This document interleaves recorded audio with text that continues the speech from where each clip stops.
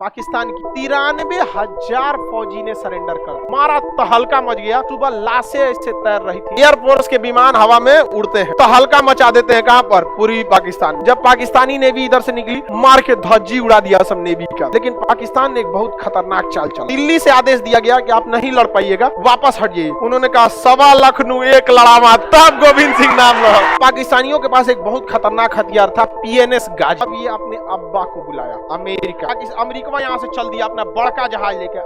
7वां बेड़ा परमाणु बम था। इंदिरा गांधी के तो हालत खराब हो गई। इन्होंने कहा रसिया को, इसने भेज दिया अपना 40वां बेड़ा। और वो एयर डिफेंस इतना खतरनाक था, मोदी जी कहते हैं कि कोई बात नहीं, हवेली पे भेज देते। हवेली पे मामा ठाकुर बैठा है, अमित शाह। ये देश कौन है? बांग्लादेश। देखिए, पहले ये बांग्लादेश नहीं था, पूर्वी पाकिस्तान था। क्या था? पूर्वी पाकिस्तान। पाकिस्तान इस साइड में पश्चिमी पाकिस्तान था और ये साइड में पूर्वी पाकिस्तान था। अब आप देखिए, ध्यान से समझिए। इस देश का मतलब करता धरता था जिन्ना। खैर, नाथूराम गोडसे थोड़े से गलती हो गई, उसको गलत आदमी का एड्रेस बता दिया गया। वो मारना चाहता था जिन्ना को, मार दिया किसको? गांधी। गलती हो जाता है ना कभी कभी, आदमी गलती से ईंटा चला के दूसरे को मार देता है, फिर कहता है जहां लग गई नहीं, ईंटा उठा चलाता है, दूसरे को मार देता आदमी। नाथूराम गोडसे को जिन्ना को निपटाना चाहिए था और 5 साल पहले निपटाना चाहिए था, शिमला सम्मेलन से पहले 1944। समझ में आ गया कि नहीं? 44 के बाद तो कंट्रोल के बाहर हो गई। सरदार पटेल जिसने भारत को यूनाइट किया, उसने तक साइन कर दिया भारत के विभाजन। सोचिए, सरदार पटेल ने भी कितना उब गए होंगे, क्योंकि 44 के बाद जिन्ना उघारे नाच रहा था। मतलब जहां तहां दंगा करा रहा था, जहां तहां दंगा करा था। मजबूरी बन गई थी भारत का विभाजन, मजबूरी हो गई थी यहाँ पर। 44 से पहले नाथूराम गोडसे निपटा दिया रहता ना, कामे बन गया रहता है। अब लेकिन देखिए, जिन्ना को भी देखिए कैसे, जो देश का विभाजन किया, ऐसे कहीं देश मांगा जाता है? ये दिमाग देखिए उन गधों का। ऐसे कोई देश मांगता है कि ये वाला एरिया मेरा, ये वाला एरिया मेरा? वह देश कभी आगे नहीं जा सकता है जिसकी नींव संविधान नहीं बल्कि धर्म के आधार पर रखी गई हो। कभी आगे नहीं जाएगा, क्योंकि धर्म ऐसा चीज है जिसमें अपडेट नहीं हो सकता। अपडेट नहीं चाहिए। और दुनिया किस में चलती है? अपडेट। धर्म में अपडेट कीजिएगा, बवाल हो जाएगा। तनी अपडेट करके देखिए ना आप, तनी तुरंत मार हो जाएगा। पहले आप ही को फॉर्मेट मार देगा। आए हैं यहाँ पे प्ले स्टोर पे अपडेट करने के लिए, मारेगा फॉर्मेट मार, चल जाएगा आप। इसलिए वो देश हमेशा पीछे चला जाता है, धर्म की बुनियाद पे रहेगा तो। इसलिए धार्मिक चीजों के लिए आपके लिए उम्र है 50 साल के बाद। आप सब लोग धार्मिक चीजों में जाइएगा। अभी आप करियर बनाइए, करियर बन जाए तो परिवार को देखिए, परिवार बन जाए तो आप देश के प्रति करिए कि हमको देश के लिए कुछ करना है। बूढ़े उड़े हो जाए 50-55, आराम से रिटायरमेंट प्लान सबके लिए सेट। अब अपने भजन कीर्तन, नमाज, कुरान, गुरुद्वारा में लग जाइए, एकदम बढ़िया से लग जाइए। अभी नहीं, अभी आपका उम्र किस चीज का है? पढ़ने का। करियर बना, नहीं तो ये गधों की तरह हो जाएगा। 2 जगह ले लिया यहाँ से। दिमाग से ज्यादा जिन्ना के पास घमंड था। अरे बाबू, जिन्ना ठीक आदमी था ही नहीं। समझ में आ गया कि नहीं? जिन्ना के बाप की एक ही गलती थी, जिन्ना उसका बाप बहुत अच्छा आदमी था, लेकिन उसके जीवन में एक ही गलती होगी, क्या? जिन्ना। और नाथूराम गोडसे की और गलती याद तुमको, उस समय कोई उसको मार्गदर्शन देने वाला नहीं था। 44 के टाइम पे निपटा देता ना, कोई दिक्कत नहीं होता। यकीन मानिए, नहीं दिक्कत होता। जिन्ना ने मजबूर कर दिया। गांव में जब दंगे होंगे तो आप क्या कहिएगा जी? जिन्ना ने स्पष्ट बोला था, प्रत्यक्ष कार्रवाई दिवस। खुलेआम कोई बोलता है कि हम दंगे कराएंगे? वो चोट्टा खुलेआम बोल दिया और भयानक से भयानक हो गए। खैर, उसको अब सुधार नहीं सकते हैं। उसकी रूह भी उसको ना गाली दे रही होगी कि इसके शरीर में घुसे थे हम। आगे देखते हैं यहाँ पर। तो ये पूर्वी पाकिस्तान, ये पश्चिमी पाकिस्तान, ये इतने कमीने हैं कि इनको कहते हैं कि रे बंगाली। यहाँ पे बंगाली भाषा बोली जाती है, क्योंकि भाई पूर्वी पाकिस्तान आज न था, हमारा बंगाल था। क्योंकि ये जब था तो दोनों एक में थे सब, बंगाल। तो अंग्रेजों ने देखा कि भैया यहाँ का मुसलमान भी पढ़ा लिखा है, यहाँ का हिंदू भी पढ़ा लिखा है। अंग्रेजों को लग गया कि हमारे लिए सबसे बड़ा सरदर्द यही होंगे। तो 1905 में इसने इसका विभाजन कर दिया। इधर रखा पश्चिम बंगाल, वेस्ट बंगाल, इधर रखा पूर्वी बंगाल, ईस्ट बंगाल। समझ में गया? और वही ईस्ट बंगाल आगे जाके क्या बन गया? पूर्वी पाकिस्तान। और वही आगे जाके बांग्लादेश। और ये बेचारा पश्चिम बंगाल पश्चिम में रह गया, जबकि भारत के नक्शा के हिसाब से ये पूरब में है। दिख रहा है? भारत के नक्शा के हिसाब से पूरब में। लेकिन वो भारत के हिसाब से थोड़े विभाजन हुआ था, वो तो बंगाल का विभाजन हुआ था। इधर वाला पूर्वी बंगाल, इधर वाला पश्चिम बंगाल। अब अंग्रेजों को अब ध्यान से आगे समझते हैं। तो जब देश आजाद हो गया तो अंग्रेज पाकिस्तानी जो थे सब, इन लोगों के साथ गलत व्यवहार करते थे। इन्हें काला कलूठा कहते थे। अब जैसे बंगाल के लोग नॉर्मल होते हैं, जैसे हम लोग का जो कलर होता है, बंगाल में कमोवेश लड़का मतलब एवरेज आदमी का यही कलर, कर्क रेखा के पास से गुजरेंगे तो ना गोरे होंगे ना काले ही होंगे, मीडियम रह जाएंगे वहां पर। अब ये उसको काला कलूठा बोलते थे सब। नाटुर बोलता था सब। यहाँ पंजाब का एरिया है, पंजाबी लंबे लंबे होते हैं। आपको पता है कि ज्यादातर पंजाब पाकिस्तान में ही चला गया। हमारे यहाँ जो पंजाब बना है, देखते हैं पंजाबी कितने हिष्ट पुरुष होते हैं। इनको नाटा, बकलोल, बंगाली गाली देता था सब यहाँ पर। हद तब हो गया जब यहाँ के एक बहुत प्रमुख नेता थे शेख मुजीबुर रहमान, वो चुनाव जीत गए। चुनाव जीतने के वजह बाद भी उनको शपथ नहीं दिलाया क्योंकि वो बंगाली थे। ऐसा हाल होगा। अभी बताइए, अगर कोई बिहार से चुनाव जीतता है, उसको इसलिए शपथ नहीं दिलाया जाता है कि तुम बिहारी हो, तुम मंत्री कैसे हो सकते हो, गृह मंत्री कैसे हो सकते हो, प्रधानमंत्री कैसे हो सकते हो। ये बिहार में बगावत होगी कि नहीं होगी? वही हाल हो गया यहाँ शेख मुजीबुर रहमान। शेख मुजीबुर रहमान को बुलाया गया कि आओ शपथ, नहीं दिलाया सब यहाँ पे शपथ दिलाने, और न तो बंदी बना दिया, कहा कि तुम बंगाली मंत्री प्रधानमंत्री बनेगा। भाई ऐसे बवाल हो गया। यहाँ के लोगों के अंदर बगावत हो गई। यहाँ पर जब ये लोग बगावत की मांग करने लगे तो पाकिस्तानी आर्मी गई यहाँ पर और 30,000 महिलाओं का रेप किए थे सब। ये सब इनसे आप कभी इंसानियत की उम्मीद मत रखिएगा। ये हरामी अपने देश के नहीं हुए सब, हम लोग के क्या होंगे सब? समझ, अपने देश के नहीं हुए सब। घर में घुस घुस मार दिया सब वहां के। अब यहाँ के लोग पूरी तरह से त्रस्त हो गए। शेख मुजीबुर रहमान को यहाँ बंदी बना लिया गया। अब यहाँ आई इंदिरा गांधी, कहीं की चोट्टा कहीं का, तुम ढेर नौटंकी करता है। तुरंत बुलाई मानेकशॉ को, सैम हारमूस जी, प्रेमजी जमशेद मानेकशॉ पूरा नाम था उनका, हमारे सेनापति थे वो मानेकशॉ साहब। कहे कि युद्ध करिए, मारिए इसको। मानेकशॉ कहे कि नहीं, युद्ध कर ही नहीं सकते, अभी हम तैयार ही नहीं है, बरसात बाद युद्ध होगा। क्योंकि मानेकशॉ, इनको तो आइडिया नहीं था इंदिरा गांधी को, इनको चुनाव का आइडिया, युद्ध का आइडिया तो सेनापति को था। वो कहे कि बरसात का समय है, जून का महीना, आप कैसे कर दीजिए युद्ध? कोसी नदी बाढ़ लाएगी, महानंदा बाढ़ लाएगी, यहाँ पे ब्रह्मपुत्रा में बाढ़ आया रहेगा, पूरा बांग्लादेश दौड़ जाएगा, हम जाके मरेंगे वहां पे, नहीं लड़ेंगे। कैसा सेनापति है? कैसा सेनापति? कौन? बहादुरी और बेवकूफी में अंतर होता है। इंदिरा गांधी कहेगी बताइए लड़ना कब है आपको? मानेकशॉ ने कहा था कि जब लड़ाई होगी ना तो लड़ाई लंबी चलेगी। हम चाहेंगे कि लड़ाई लंबी ना हो, लेकिन लड़ाई खींच जाती है लंबी, क्योंकि जितना हम प्री प्लान करके जाते हैं उतना होता नहीं है, हो सकता है लंबे हो जाए। तो इस बीच जब तक बरसात नहीं खत्म हो जाता है, आप अंतर्राष्ट्रीय दौरा कीजिए और अपने गुटों को मजबूत कीजिए कि युद्ध के समय जब अंतर्राष्ट्रीय दबाव आए तो आप कैसे झेलिएगा वहां पर। इंदिरा गांधी ने कहा कि अच्छा ही बात है। तो मानेकशॉ ने याद दिलाया, याद कीजिए आप लोग को, जब रूस फंस गया था श्रीलंका में, उसका दिमाग काम नहीं कर रहा था, तो भारत ने वहां से अमेरिका को खदेड़ने में मदद किया था लिट्टे के थ्रू। यहां पर आप रूस से संबंध को ठीक कीजिए, और इधर हम अपनी सेना को ट्रेनिंग देते हैं, और इस समय सेना ट्रेनिंग भी ले लेगी यहाँ पर, और साथ में उधर बरसात भी खत्म हो जाएगा। इस बीच यहाँ शेख मुजीबुर रहमान और बंगाली लोग पूरे भड़क चुके थे, और उन लोगों ने अपनी एक सेना बना लिया, मुक्ति वाहिनी। और उस मुक्ति वाहिनी को हथियार कौन दे दिया? भारत। ट्रेनिंग कौन दे दिया? भारत। अब मुक्ति वाहिनी तैयार। बरसात का समय बीत गया, ठंडी का दिन आ गया, दिसंबर का महीना था। अचानक से यहाँ आगरा एयरपोर्ट से, गोरखपुर एयरपोर्ट से, बागडोगरा एयरपोर्ट सिलीगुड़ी से अचानक एयरफोर्स के विमान हवा में उड़ते हैं और तहलका मचा देते हैं। कहां पर? पूर्वी पाकिस्तान में। एयरफोर्स पूरा तबाही मचा दी पूर्वी पाकिस्तान में। और नीचे पड़ी थी मुक्ति वाहिनी, जिसकी सेना का नेतृत्व कौन कर रहा था? Indian army. गोली चलाने वाला मुक्ति वाहिनी बंगाली था, लेकिन उसका कमांडर भारतीय था। इंडियन आर्मी के कमांडर सब कमांड किया था उसको मार, क्योंकि गोली चलाने वाले को आइडिया नहीं ना रहता है कि कैसे मारना है, सेना को कैसे बिछाना है। एक आम आदमी को कह दो पटना शहर को घेरो तो पता नहीं चला, भीगने पहाड़ी पे पहुंच जाएगा उसका पूरा स्ट्रेटजी होती है ना। तो सेना का कमांड कौन कर रहा था? Indian army. और लड़ कौन रहा था? मुक्ति वाहिनी। इधर से नेवी लगा दिया गया, नीचे से किसे लगा दिया गया? नेवी। और नेवी इधर से जो तबाही मचाई जिसका कोई हद नहीं। और यहां लगाया गया था आईएनएस विक्रांत। आईएनएस विक्रांत जो था उसी के जगह दूसरा बनाया गया, आईएनएस विक्रांत 2 है। जैसे बाहुबली, महेंद्र बाहुबली के जगह पे अमरेंद्र बाहुबली, वैसे विक्रांत। तबाही मचा दिया। और देखते देखते महज एक हफ्ता में जो पाकिस्तान की यहाँ आर्मी थी वो सरेंडर बोल गई। आर्मी थोड़ी चोट्टा बलात्कारी था, सब उसे मारा सब इंडियन आर्मी वाला घुस घुस के। अब मुक्ति वाहिनी वाला वो जान लिया सब ना, क्योंकि उनको देश के लिए भी लड़ाई ले रहा था, अपनी बहन बेटियों की इज्जत का भी बदला लेता। गोल घुस घुस के मारा सब वहां, मरने के बाद भी मारा था सब मुक्ति वाहिनी वाला। मार चोट्टा कहीं का पाकिस्तानी, तुम लोग बहुत बुरी तरह यहाँ पाकिस्तानी मरने लगे सब। अब यहां से पाकिस्तानी सेना रीइंफोर्समेंट के लिए हवाई जहाज से उड़ान भरी, मार के जयपुर के ऊपर गिरा दिया सर। चट्टा कहीं का, कहा कि तू पगला हो गया है, ऊपर से जाएगा तुम, यहाँ से ऊपर जा, मार के गिरा दिया। एयरफोर्स जा नहीं सकी, पैदल आर्मी की हिम्मतें नहीं हो रही थी कि जाए यहाँ पे, हेल के जाएगा पैदल, यहाँ से बिहार बीचों में पड़ता है लौटेबे नहीं करते लोग, कसम से बता रहे हैं। अगर तुम एक बार कोई बिहार से जाए, हम पकड़ेंगे जिसको, हम तो नहीं लौटाएंगे। चाहे तुम यूएनओ में केस करो, जनेवा में केस करो, नहीं लौटाएंगे। स्टाफ रखेंगे यहाँ, लाइन लगाएगा वो, नहीं समझ में आया?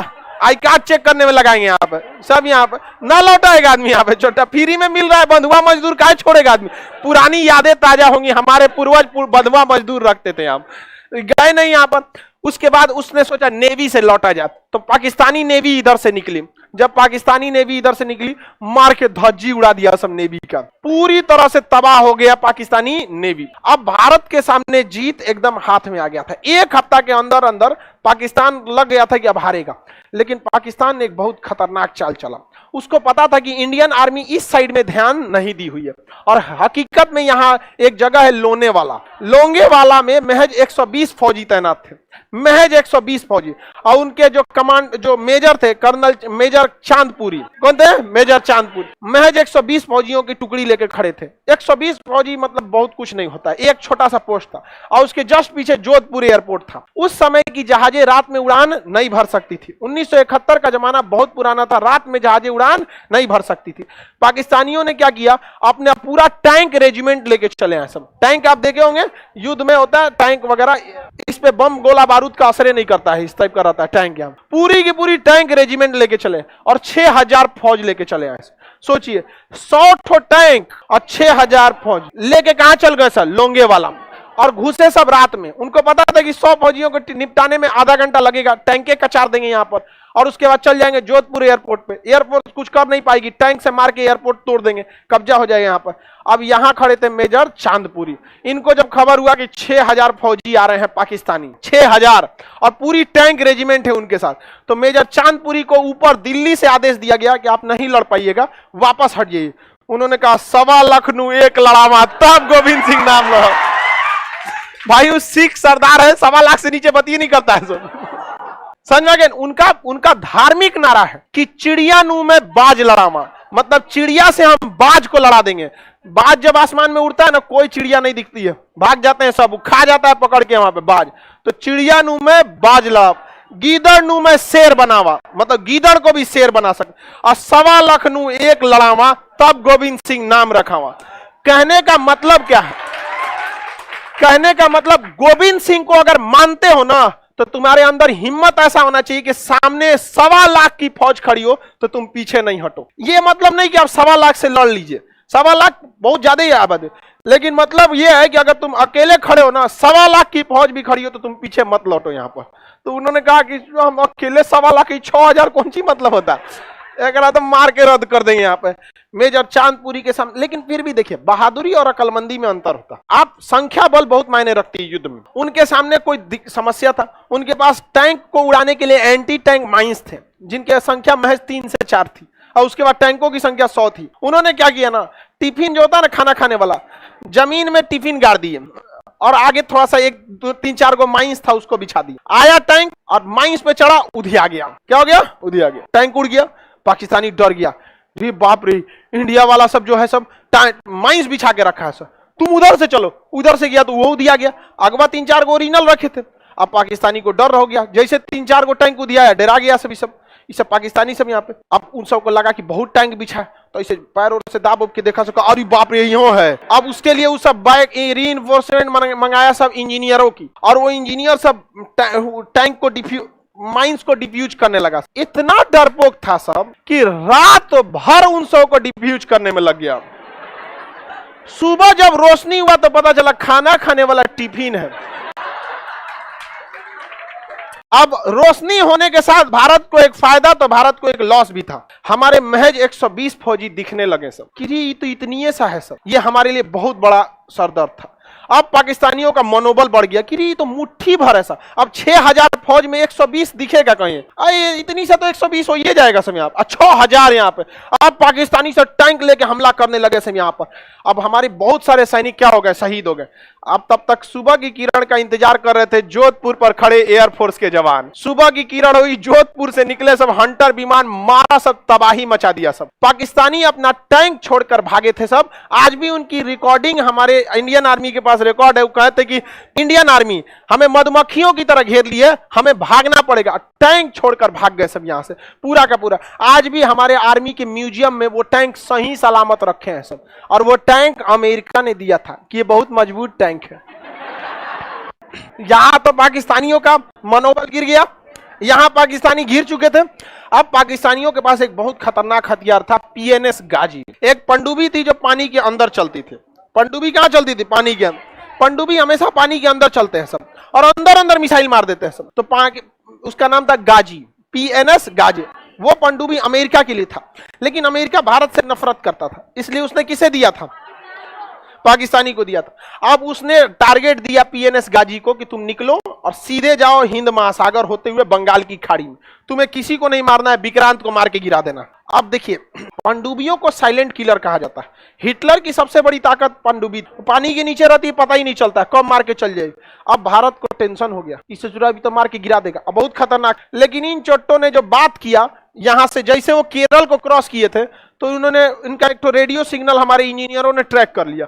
उस पर उन्होंने एक लुब्रिकेंट मांग रहे थे, जो लुब्रिकेंट जो होता है लिक्विड, वो केवल पनडुब्बी में प्रयोग होता है। तो भारत को पहले ही पता चल गया कि पीएनएस गाजी निकल चुकी है। अब मेन खतरा था विक्रांत को बचाना, क्योंकि अगर विक्रांत डूब जाता तो पूरी सेना का मनोबल डूब जाता, क्योंकि पूरी सेना का सबसे बड़ा हथियार था आईएनएस विक्रांत। इतना बड़ा था कि इसके ऊपर जो पानी वाली जहाज थी और इसके ऊपर एयरपोर्ट बनाया गया था, उस पर एयरफोर्स के जहाज उतरते थे, और उन जहाजों को ये क्या करता था, ये घाटे लगा देता था ले जाके घाट पे, बांग्लादेश के घाट पे, और वहां से उड़ के बम गिरा के और उतर के सुस्ताता था। बहुते मारे हम ढाका में बम गिराए हैं। और ये इतना बड़ा था कि ना इसके पास खाने की कमी थी, ना राशन की कमी थी, ना आराम करने के लिए कोई दिक्कत था, ना ही इसके पास कोई भी डीजल पेट्रोल की कमी थी। इतना बड़ा था ही यहाँ पे, यहाँ से भीगना पहाड़ी तक था, उतना बड़ा यहाँ पे 200 मीटर इतना लंबा था, यहाँ पर बहुत ज्यादा था। अब बताइए, ये अब दिक्कत था यार, इसको गिरा था। अब पीएनएस गाजी के पास क्षमता थी, वो डुबा देता विक्रांत नहीं बच पाता, क्योंकि वो अमेरिका का सबसे खतरनाक पनडुब्बी थी। अब भारत सरकार को डर हो गया, तो इसको क्या किया गया ना, विक्रांत को छुपा दिया गया। कहां छुपाया गया किसी को नहीं पता, बस हम आपको इंटरनल बताते हैं कि अंडमान निकोबार में था, बट हम वो नहीं बता सकते आपको कि अंडमान में कहां था, क्योंकि सबके लिए जिम्मेदारी होती है। जैसे आप किसी चीज को जानते हैं, तो आप जानते हैं तो बहुत सारे लोग आपकी बातों को ध्यान नहीं देंगे, ना ही आप बातों को उतना पहुंचा सकते हैं।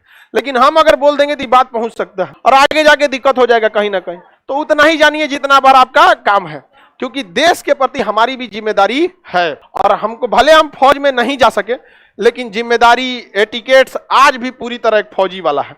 वो अलग बात था कि हमारा मेडिकल में हाथ टेढ़ा है, नहीं तो आज हम भी उसी में गए रहते। और आप लोग को एक और कहानी सुनने को मिलता कि एक और युद्ध हुआ था। हम लोग वेट करने वाले नहीं थे, लोग मार के निकलो यहाँ पर। तो कहां छुपा दिया गया? अंडमान निकोबार में। कहां छुपा गया? अंडमान निकोबार। और क्या किया जाए, तो इस पीएनएस गाजी को मारने के लिए डेप्थ चार्जरों की जरूरत थी। डेप्थ चार्जर एक ऐसा बम होता है जो ड्रम बराबर होता है, बहुत भारी होता है, और नीचे जाकर ब्लास्ट करता है। और ब्लास्ट करता है तो इतना तेज पानी का झटका मारता है कि पनडुब्बी अंदर से पचक जाती है। समझा? जैसे पानी का झटका मारेगा इसे यहाँ पर, तो पनडुब्बी क्या होगी? पनडुब्बी की दीवारें ज्यादा मोटा तो बना नहीं सकते, भारी होकर धंस जाएगा, लोहे की होती है, ज्यादा मोटा जैसे दबेगा, अंदर का कुछ इंस्ट्रूमेंट दबेगा, वायरिंग अलग होगा, कुछ ना कुछ ब्लास्ट कर जाएगा। अब हवाई जहाज है, हवाई जहाज अगर दब जाएगा तनी से तो गिरना उनको फिक्स है, नहीं समझ में? अब वो डेप्थ चार्जर जो था वो था केवल आईएनएस राजपूत के पास, और आईएनएस राजपूत का इंजन खराब था। वो सर्विसिंग के लिए आया था विशाखापट्टनम में। कहां था? विशाखापट्टनम। युद्ध दिमाग से जीता जाता है। तो नौसेना के अधिकारियों ने कहा कि एक काम करो, हल्ला कर दो ना कि आईएनएस विक्रांत विशाखापट्टनम आया है, ताकि पीएनएस गाजी खोजते खोजते उसको कहां आएगा? विशाखापट्टनम। अब विशाखापट्टनम में उनके अब्बा इंतजार कर रहे हैं आईएनएस राजपूत। तो अब हल्ला कैसे किया जाए? हल्ला ऐसा करना है, झूठ ऐसा बोलो कि सच लगे। तो क्या किया गया? आईएनएस विक्रांत पर जितने सैनिक तैनात थे उस समय 2500 फौजी थे, उन सबके घर पे मैसेज भेजा गया कि आईएनएस विक्रांत जो है विशाखापट्टनम आ रहा है। आईएनएस विक्रांत कहाँ आ रहा है? विशाखापट्टनम। जिनको जिनको अपनी फैमिली से मिलना है मिल लो। और सब लोग आ गए, लोग विशाखापट्टनम में हमारा मिलना, हमारा बबुआ पे कैप्टन हो लो, कोनो करे हमारा बाबू पे खाना बनाता है। सबका अलग अलग उस पे डिपार्टमेंट होता है, कोई खाना बनाने वाला है, कोई सेलर है, कोई रडार मेंटेनेंस है, कोई डीजल मेंटेनेंस, सब आ गए लोग यहाँ पे। विशाखापट्टनम में हल्ला हो गया यहाँ पर। और विशाखापट्टनम की सब्जी मंडी में ऑर्डर दिया गया कि हमको 6 महीने का सब्जी चाहिए, 2000 किलो आलू, 10,000 अंडा चाहिए, बॉयल अंडा चाहिए होता है ना, एनर्जी। देखिए नॉनवेज में एक खासियत होती है कि आपको इंस्टेंट एनर्जी दे देता है। नॉनवेज जो होता है ना, अंडा, मीट, मांस, आपको इंस्टेंट एनर्जी दे देता है। और युद्ध लड़ने के लिए ये सब चीजों को थोड़ा सा जाना। और वैसे भी कहा जाता है ये राक्षसी भोजन है, तो मार करने के लिए राक्षसी ये ना चाहिए, नहीं समझ में आए? सात्विक भोजन करके मार करिएगा, सात्विक भोजन करके आप पढ़ाई लिखाई कीजिए। मार करना है तो कौन सा भोजन? अब जब अंडा का इतना डिमांड हुआ, मीट का इतना डिमांड हुआ, चावल का डिमांड हो गया, पूरा मंडी में हड़कंप मच गया।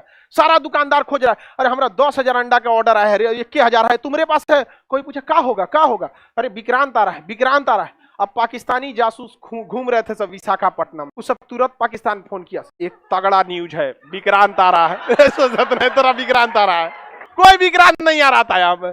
समझ में आ गया कि नहीं? देखिए झूठ को इतना सफाई से बोलिए कि लगना नहीं चाहिए। समझ में आ गया नहीं? अब विक्रांत आ ये नहीं रहा था, वहां पे खड़ा पड़ा हुआ था कौन? आईएनएस। ये खबर किसको दिया गया? पाकिस्तानी ने खबर किसको दी दिया? पीएनएस गाजी को। पीएनएस गाजी विशाखापट्टनम की ओर जा रहा था, जहां पे छुपा हुआ था विक्रांत। इसको खबर हुआ तो ये मुड़ गया, कहां की ओर? विशाखापट्टनम की ओर। और विशाखापट्टनम पे कौन खड़ा था? आईएनएस राजपूत। आईएनएस राजपूत के सारे नेविगेशन को बंद किए गए। आईएनएस राजपूत का इंजन मेंटेनेंस में था, बंद था, कुछ भी आईएनएस राजपूत हलचल नहीं कर रहा था। जहां हलचल होगा ना तो उसमें सोनार लगा होता है, हलचल को पकड़ता है, सोनार हलचल को पकड़ लेता। कोई हलचल नहीं था, लेकिन पीएनएस गाजी का तो इंजन चल रहा था, इसका हलचल तो पता चल रहा था। आईएनएस राजपूत को खबर लगा कि पानी में कुछ हलचल है, तो ऐसे हमला तो कर नहीं सकते, क्या पता अपने जहाजिया हो। तुरंत पीएनएस गाजी को पहले ही बता दिया गया था कि आईएनएस राजपूत के पास कोई नहीं जाएगा। तो आईएनएस राजपूत को पता था कि ऑर्डर दिया गया है कि हमारे पास कोई नहीं आएगा। अब कोई आया है तो मरने आया है। मारा पीएनएस गाजी को, डेप्थ चार्जर मारा गया, एक डेप्थ चार्जर गया, दूसरा गया। उसके बाद अचानक से डेप्थ चार्जर फटता है तो उतना तबाही नहीं आती, वो अंदर बस झटका देता है। तो पहला झटका लगा अंदर, पानी हिल गया, दूसरा झटका लगा, पानी हिल गया, कुछ नहीं हुआ। एक पास 2 डेप्थ चार्जर था, बिगड़ल था ना आईएनएस राजपूत। अभी मारे कैसे? आधा घंटा बाद अचानक जैसे लगा कि पानी के अंदर परमाणु बम फटा। पीएनएस गाजी में जो छेद हुआ था ना, झटका लगा था, वो उसी कंपार्टमेंट में हो गया था जिसमें उसने बारूद रखा था। उस ससुरा अपने बारूदुआ से भड़क गया था। यहाँ पर झटका लगा ना तो भाई कहीं ना कहीं से पचकेगा। अब पचका अंदर तारपीडो और बारूद रखा, मारा तो हल्का मच गया। सुबह लाशें ऐसे तैर रही थी, ले आया गया, ऐसे घींच घाच रख दिया गया। पाकिस्तानियों को चाहिए तो ले जाना, नहीं तो हमारे यहाँ कौआ गीद बकुला का कमी नहीं है, घी दूध खा जाएगा सब यहाँ पर। समझ में आ गया कि नहीं? तो यहाँ पे अब पाकिस्तान का पूरा मनोबल गिर गया, अब अमेरिका का भी मनोबल गिरा। उसका टैंक यहाँ छोड़ के भाग गया, अब पीएनएस गाजी गिर गया यहाँ पर। अब भी ऐसा जहाज मारा जो खराब था। आईएनएस राजपूत खराब था, मार के गिरा दिया यहाँ पर। अब पाकिस्तानी इधर मुक्ति वाहिनी, इधर कौन है? मुक्ति वाहिनी। अब मुक्ति वाहिनी थोड़ी सी कमजोर पड़ रही थी क्योंकि वेल ट्रेन तो फौजी थे नहीं। अब भारत ने क्या किया? अपनी इंडियन आर्मी को कहा कि लुका छिपी नहीं होगा। इंदिरा गांधी थी, बड़ी ढीठ थी, इसीलिए आयरन लेडी कहा जाता, बहुत ढीठ थी। लोगों ने उन्हें समझाया कि कूटनीति डिप्लोमेसी नहीं कहता है, आप मुक्ति वाहिनी को आगे कीजिए, इंडियन आर्मी को पीछे से सपोर्ट कीजिए, कोई क्या कहेगा? इंदिरा गांधी के बाढ़ में जब कोई क्या कहेगा? यहाँ पे हम महिला हैं, हमको इस सबसे मतलब नहीं बनता है, कोई क्या कहेगा, मारो इसको। महिला सबको ज्यादा इफेक्ट नहीं पड़ता है। देखिएगा शादी ब्याह में ना दुल्हा जाएगा तो चावल फेंकते चलेगा, बाबू के बियाह हो लोग। कोई फर्क नहीं पड़ता उसको, कोई कुछ चुका है, हमको क्या मतलब है। अच्छा बता, आप अपने पिताजी से कहिएगा या चाचा जी से कि बियाह हो रहा है, आप चावल फेंकते जाइए, थमा देगा लोटा आपको, फेंक तो बियाह हो लो। लेकिन महिला सबको बस अपना टारगेट दिखता है, बबुआ का बियाह हो रहा है, मेरा राग अच्छा है या नहीं है, कोई क्या बूढ़ लो बाबू बियाह हो लो। हम तो समझने की कोशिश करते हैं कि आखिर ये बूढ़ी माता गा क्या रही है, समझ में नहीं आता है क्या गा रही है। हा? आप लोग को समझ में आता है? समझे में नहीं आता, लेकिन उनको बिलीव होता है कि एकदम लता मंगेशकर है वो। आप लोग को भी समझ में नहीं, तू लोग बूढ़ा होगी तो ऐसे ही करेगी लोग। तो इंदिरा गांधी कहेगी लोग क्या कहेंगे क्या नहीं कहेंगे, मुक्ति वाहिनी लो, इंडियन आर्मी को तुरंत आदेश। मानेकशा से कहेंगे अब लड़िएगा ना, अरे हम पीछे कब हटे थे। मानेकशा कहेंगे एकदम एक नंबर, घुसा दिया इंडियन आर्मी अंदर। इंडियन आर्मी जो तहलका मचाई इसका कोई हद नहीं। लेकिन इंडियन आर्मी का मेन मकसद बांग्लादेश को स्वतंत्र कराना था। जो यहाँ पे यहाँ के जो राज्यपाल थे, क्योंकि शेख मुजीबुर रहमान को तो गिरफ्तार कर लिया गया, तो राज्यपाल शासन लग जाता। राज्यपाल जो घर में थे तो इंडियन आर्मी उनको नाश्ता करने के बहाने बाहर बुलाई और घरवा पे बम गिरा दी, और उनको समझाई कि देखिए आपको बाहर निकाल के बम गिरा है। आज जोड़ लिया भाई, हमें छोड़ते हैं। अब बताइए उस इंसान पे कितना बुरा, उसका मनोबल कितना गिर जाएगा जिसको घर से बाहर निकाल के बम गिराई हो। घर देख रहा है कहाँ घर गिर गया यहाँ पे। उसकी पत्नी कर यार ये रे चोटा, तू सरेंडर करेगा कि हम तोरा मारे, हम यहाँ पे हम ना मर तो तोरे साथ भाग यहाँ से यहाँ पे। अब भाई राज्यपाल के सरेंडर करने से सरेंडर थोड़ी हो जाता है। अब बिहार के राज्यपाल सरेंडर कर देंगे तो क्या बिहार सरेंडर हो जाएगा? राज्यपाल के हाथ में नहीं होता, लेकिन एक संकेत होता है ना कि तुम्हारा कमांडर गया काम से यहाँ पर। अब यहाँ पर काम किया सबसे जबरदस्त बीबीसी वालों ने। बीबीसी ये न्यूज वाले हैं सब, बीबीसी वाले ने। देखिए भारत सरकार ने क्या किया, पैरा कमांडोज को उतारा। पैरा कमांडो, तो पैरा कमांडो जो पैराशूट से उतरते थे सब नाम, उस पैरा कमांडो के बीच में जैसे उतरे लोग तो कीचड़ में फंस जाते। तो पैरा कमांडो भी अचानक आके हमला करने के लिए बहुत प्रसिद्ध होते हैं लोग, तो पैरा कमांडो उतारा गया। इसका खबर किसको लग गया, बीबीसी को। अब भारत की एक स्ट्रेटजी पैराशूट से पुतला गिराना था, मतलब सेना नहीं पुतला। आई बीबीसी ने कह दिया कि 5000 कमांडो उतारे गए हैं। हवा से कितने कमांडर उतारे गए? पैरा कमांडो सबसे खतरनाक होते हैं, पूरी इंडियन आर्मी का सबसे खतरनाक पैरा एसएफ कमांडो होते हैं, जो ऑरेंज मैरून कलर का कैप पहनते हैं पैरा कमांडो। उनका परेड भी अलग होता है। सारे लोग परेड जो करते हैं ना, ये कदम ताल पे करते हैं, अब वो नहीं, वो हथियार लेके वो कूद के ऐसे ऐसे उनका परेड होता है। वो कभी चलते नहीं है पैरा कमांडो, कभी भी आप परेड में ऐसे नहीं देखेंगे चलते हुए। यहाँ पर वो हमेशा हथियार लेके ऐसे और ऐसे ऐसे ऐसे ऐसे चलेंगे, जितना दूर जाना है उनको ऐसे ही कूदते जाते हैं।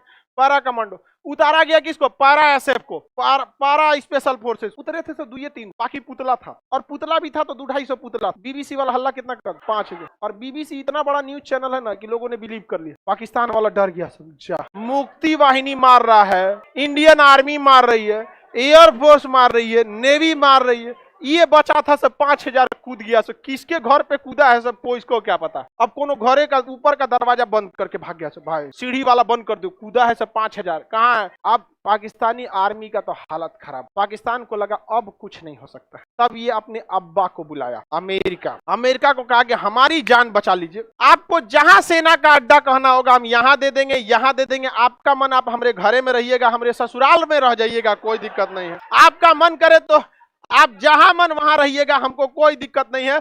हम अपनी पत्नी वाला भी आपको कमरा दे देंगे, चल जाइए। अमेरिका चल आया हमला करने। भाई इन सब के पास इज्जत नाम की तो कोई चीज नहीं है। अरे तुमसे लड़ रहे हो, बहादुरी से लड़ो। यहाँ पर हमारे मेजर चांदपुरी का आदेश आया था कि नहीं पीछे हटने के लिए, हटे थे क्या? वो इन चोटों के पास पूरी हार गए थे सर। कहा हम आपको अड्डा देंगे, सेना का अड्डा, आपको जहां रहना रहिए। यहाँ पर अमेरिका को तो पुराना दुश्मनी था भारत, उसको याद आया था हम्बन टोटा से उसको किसने लतियाया था, भारत। सारा खेल किसका रचा था? अब अमेरिका चल दिया यहाँ से बेड़ा लेकर अपना युद्ध करने के लिए। कहां से चला था? अमेरिका अपने यहाँ से चल गया। अमेरिका को बुलाया कौन? कहा कि बांग्लादेश को बचा ली। पाकिस्तान अमेरिका यहाँ से चल दिया अपना बड़का जहाज लेकर, 7वां बेड़ा।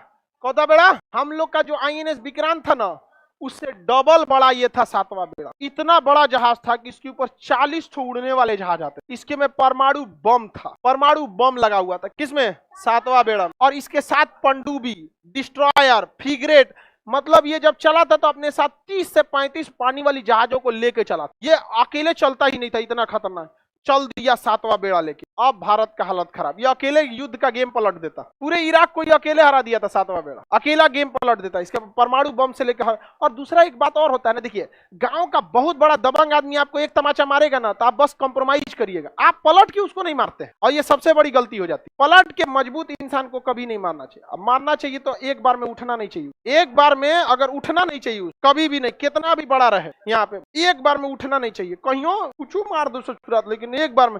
भारत ने कहा कि कुछ भी हो जाए 7वां बेड़ा आओ। मानते हैं कि नहीं लड़ पाएंगे तुमसे, क्योंकि हमारे पास उस समय टेक्नोलॉजी नहीं। मारेंगे तो तुमको हम पक्का। ये चोट्टा अमेरिका ब्रिटेन को भी बुला लिया, चल चल चल मारे के हो लोग, चल चल चल चल। फ्रांस को भी बुला लिया, चल चल चल भारत के मारे को। आई चोट्टा आ गया सब। आज ये मोदी जी को बर्गर खिला रहा है सब, समझ में आ गया कि नहीं? पिज्जा खिलाता है सब। लेकिन ये चोट्टे मारने आए थे सब हम लोग को। इतिहास कोई भूल जाए, हम ना भूलने वाले हैं, कभी नहीं भूलना चाहिए इतिहास। ये हम मानते हैं कि हम लोग भी लिट्टे का मतलब हुआ था, युद्ध में सब कुछ दिया, लेकिन अमेरिका भी शरीफ नहीं। युद्ध में कोई अंतर्राष्ट्रीय रिलेशन में हम लोग को देश देखना है, शराफत नहीं, समझा कि ना? सब आया था सब मिल के मारने। इंदिरा गांधी के तो हालत खराब हो गई। इन्होंने कहा रसिया को, याद है कुछ? गईलो हमारा हालत खराब, ये सब लेके आई। चोट्टा बहुत कमीना होता है सब। पहले अमेरिका आएगा, फिर ब्रिटेन आएगा, फिर फ्रांस आएगा, उसके 29 देश आ जाएंगे सब नाटो सेना लेकर। अब बताइए 29 देशों से एक आदमी अकेले लड़ पाएगा? वो भी भारत जैसा उस समय 1971 में विकासशील देश, हमारे पास कुछ भी नहीं था उस समय, फैक्ट्री तक बढ़िया से नहीं थे। रूस ने कहा कोई दिक्कत नहीं, टेंशन न, हम भी भेजते। इसने भेज दिया अपना 40वां बेड़ा। 40वां बेड़ा आके हिंद महासागर में लग गया। 40वां बेड़ा के साथ जितने भी पनडुब्बियां, इसने उस समय 8-9 गो पनडुब्बी भेजा और हर पनडुब्बी में परमाणु हथियार थे सर। पनडुब्बी को रूस ने जानबूझ के पानी के ऊपर ले आ दिया कि देखो यहाँ चारों ओर से सजा दिया, जहाज वहाज सब सजा दिया यहाँ। और विक्रांत को कहा कि निकलो अब तुम कहां से, अंडमान निकोबार, मारो इसको धक। अब भारतीय सेना पूरा समझ गई कि सुपर ओवर खेलने के लिए तैयार थी। इंडियन आर्मी चारों ओर से घेर ली, एयरफोर्स चारों ओर से घेर ली, नेवी घेर ली। इसने कहा कि हम गारंटी लेते हैं कि चोट्टा में से एक वो अंदर नहीं आएगा, बाकी तुमको धोना है तो धो दो। इंदिरा गांधी मानेकशा से कहीं सुन रहे हैं ना, मानेकशा कहा कि आपको सुनाने की जरूरत नहीं, काम चालू है, वर्क ऑन प्रोग्रेस। इतना मार मारा गया बांग्लादेशियों को जिसका कोई हद नहीं। और यहाँ आके खड़ा हो गया कौन सा, 40वां। अमेरिका यहाँ पहुंच गया, इसका बेड़ा 7वां बेड़ा।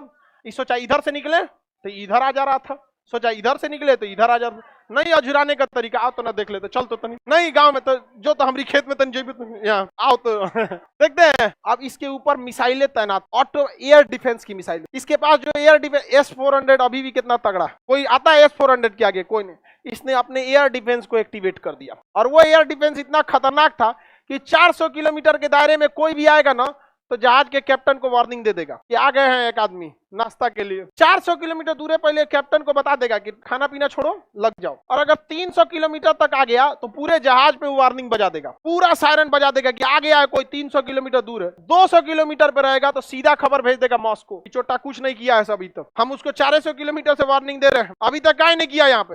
और 100 किलोमीटर के दायरे में आएंगे तो कहेगा भाड़ में जाओ, मार देते खुद। रूस ने पूरे अपने एयर डिफेंस को एक्टिवेट कर दिया और अमेरिका को बता दिया कि दम है तो आ जाओ।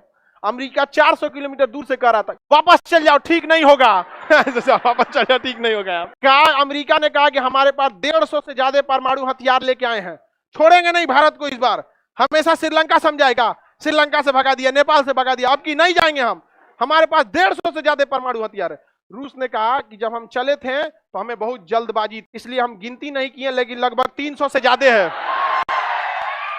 कहा कि हम गिने नहीं है लेकिन 300 से ज्यादा, गिनती चालू थी 300 के बाद, अगर हम गिने नहीं, जल्दी में आना था, हमको इस सब का धमकी मत देना, बहुत महंगा पड़ेगा। तो इंग्लैंड कहा था sorry we are late, we should return, you should return और you must have to return, तुम्हें लौटना ही होगा। चल गया ब्रिटेन, चल गया यहाँ पे। ब्रिटेन को एहसास हो गया था कि 1857 नहीं, देश आजाद हो चुका। और आपको जानकर ताज्जुब होगा, जूता भिगा के मारना किसे कहा जाता है? ये INS विक्रांत जो था ना, ये ब्रिटेन से खरीदे थे लोग भर रास्ता अमेरिका ब्रिटेन को घरी आया था, तोरा बेचला बिना जरूरत था, काय बेचा रहे तुम उसको भर रास्ता घरी आया था। और कह रहा what will I do, I don't know the what will happen in future, वो कह कौन जी पता फ्यूचर में क्या हो जाएगा, अब जाओ तुम यहाँ से। अब यहाँ से जब ये लोग चल गए, 1.5 महीना बाद गया था रूस, यहाँ से 1.5 महीना तक लंगर डाल के खड़ा था। इसलिए हमेशा याद रखिएगा, 2 नए दोस्त से अच्छा एक पुराना दोस्त होता है। और आज भी हम लोग हमेशा खड़े रहते हैं रूस के लिए। और अंदर तबाही मचाया था कौन? विक्रांत विक्रांत खरीदा कहाँ से गया था? इंग्लैंड से, बड़ी गरियाया था अमेरिका इंग्लैंड। इसलिए देखिएगा जल्दी अमेरिका वगैरह बड़ा हथियार भारत को बेचना नहीं चाहते हैं। भारत की विदेश नीति स्वतंत्र। यहाँ से पाकिस्तान की 93,000 फौजी ने सरेंडर कर दिया, 93,000, 1 लाख फौजियों ने अपना बेल्ट उतारा।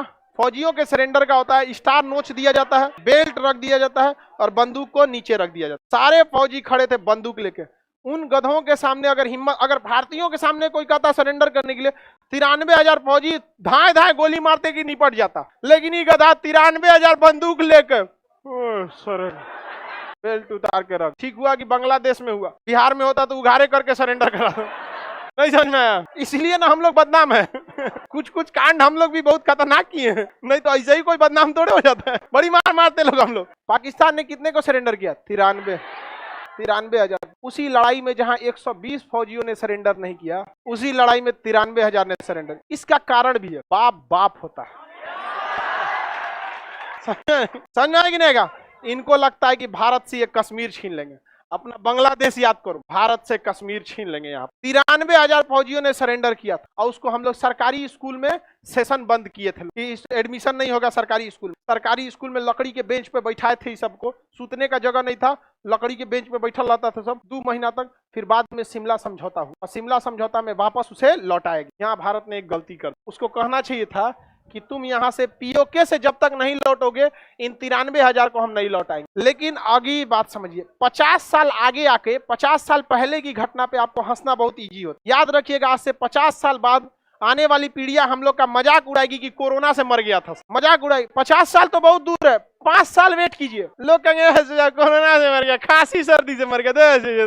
कि 50 साल बाद चीजें बहुत चेंज हो जाती। आज आप अपने परदादा को भले बोल सकते हैं कि जमीन इतना सस्ता मिल रहा था, काहे नहीं खरीद लिए, 2-3 हजार रुपया में जमीन मिल रहा था, आप वही खरीद लीजिए ना, नहीं तो आने वाले 100 साल में आपके बाल बच्चे गरियाएंगे कि इतना सस्ता जमीन सस्ती थी तो पैसा भी उस समय कम था। अभी के और में कह सकते उस समय इतना बड़ा दबाव था, अमेरिका मार देता, अमेरिका को मिसाइल तो क्या कर लेते। दूसरे के बल पे हम लोग कब तक लड़ाई लड़ेंगे? यूक्रेन तो लड़ने गया था दूसरे के बल, ज्यादा देर तक युद्ध सही नहीं है। लेकिन शिमला समझौता में एक चीज अच्छी बात थी कि दोनों देश कभी भी किसी थर्ड पार्टी को एंट्री नहीं करेंगे। जब भी समझौता होगा कश्मीर के मुद्दे पर तो आपस में बैठ, अब पाकिस्तान चल जाता है सऊदी अरब देशों के पास यूएनओ में, तो भारत कहता है कि देख भाई तोरे प्रधानमंत्री का साइन है रे, क्या कहा है कि भारत कश्मीर मुद्दे को सुलझाने के लिए किसी तीसरे को बीच में नहीं ले। तोरे अब्बा का साइन है ना? हाँ अब्बे तो साइन किए थे, अब अब्बा बकलोल निकले तो हम क्या करें वापस आ जाते हैं। यूएनओ भगा देता है, अरब देश वाला भगा देते हैं सब। अरब देश वाले जानते हैं कि भारत से उनको काफी फायदा है, म्यूचुअल रिलेशन, हमारा भी अरब देशों के साथ काफी फायदा है। हम लोगों को एक बहुत बड़ा रोजगार और एक सस्ता पेट्रोल मिलता है। देखिए पेट्रोलियम यहाँ से नहीं मिलेगा तो काफी दूर हो जाएगा। और जो छोटपा का नेतवा है सब, एगो मीडिया वाला को देखे वो कह रहा है कि यूएनओ मतलब क्या होता है। हम के देखो इस चोटा यूएनओ मतलब क्या होता है बोल रहा है, जिसके लिए हम लोग आज तक हम लोग कह रहे हैं कि अस्थायी सदस्यता मिल जाए। मीडिया वाला कह रहा है यूएनओ मतलब क्या। हमें रिलेशन बना के रखना है, सबसे अझुरा के नहीं रखना है हम लोग। अरब देश वाला कभी पाकिस्तान का साथ नहीं दिया सर। अब भाई कोई किसी का चमचाई करेगा तो कुछ बोलबे करेगा। अब कोई आके हमरे पैर पकड़ ले, खांजा हमारा खेत हो लेके जोत दिया तनी बोल दीजिए, अरे हमरा खांजा अरे बाप रे, तो हम बोलिए देंगे कि अरे भाई बेचारा का खेत देख लीजिए, इससे क्या नहीं समझ में आया। तो पाकिस्तान जाके हाथ गोड़ जोड़ लेता सऊदी वाले का, अरे मालिक माई बाप आप ही कुछ कीजिए यहाँ पर। तो मोदी जी से कहते हैं देखिए बेचारा काहे रो रहा है इसको, देखिए तो। मोदी जी कहते हैं कि कोई बात नहीं, हवेली पे भेज देना हवेली पे मामा ठाकुर बैठा है, अमित शाह वो तो कोनो ना सुनने वाला है। समझ में आ रहा है कि नहीं आएगा? तो इस प्रकार किसका निर्माण हुआ? बांग्ला। अब इनको लगता है कि कश्मीर ले लेंगे। हाँ आगे बढ़े, किसी को कोई दिक्कत? बांग्लादेश पूर्वी पाकिस्तान क्या बन गया? अब भारत ने शिमला सम्मेलन में कहा कि हम 93,000 फौजियों को तभी छोड़ेंगे जब तुम शेख मुजीबुर रहमान को छोड़ो। शेख मुजीबुर रहमान को छोड़ा गया और वो यहाँ आके पहले प्रधानमंत्री बने, शेख मुजीबुर रहमान। किसी को दिक्कत? अब पाकिस्तान भड़क गया था, उसने आतंकवादियों से कहा कि शेख मुजीबुर रहमान को मरवा, पूरी खानदान को मरवा दिया। शेख मुजीबुर रहमान पूरे खानदान को मरवा दिया। किसने? पाकिस्तान। इसकी बेटी पढ़ती थी शेख हसीना इंग्लैंड में, बस वही बच गई।